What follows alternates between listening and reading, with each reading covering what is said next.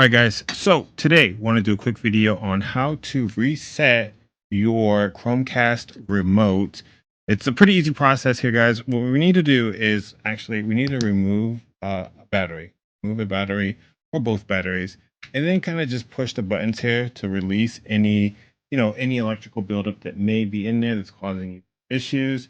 What we need to do next is when we put the battery back in, we actually need to press and hold the home key, the home button, right? So I'm going to press and hold the button, pop that remote back in, and we're going to wait for that light to start to flicker or blink. There it is.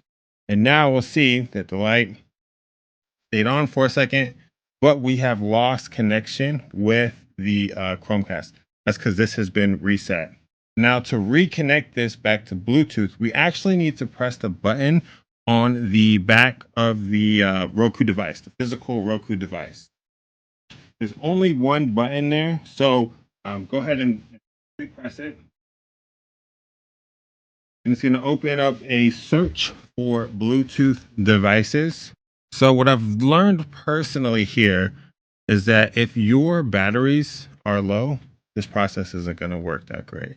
So to put this, if it doesn't connect automatically, to put this into pairing mode, we're going to hit the home and the back button together again until that flashes. It is. All right, and there you go. So I didn't do anything there. I just hit the home button to get away from that pairing screen. And this is now connected back to our Chromecast account. So really easy video today, guys. If it helped, like the video, subscribe to the channel. Thank you so much, and I'll see you next time.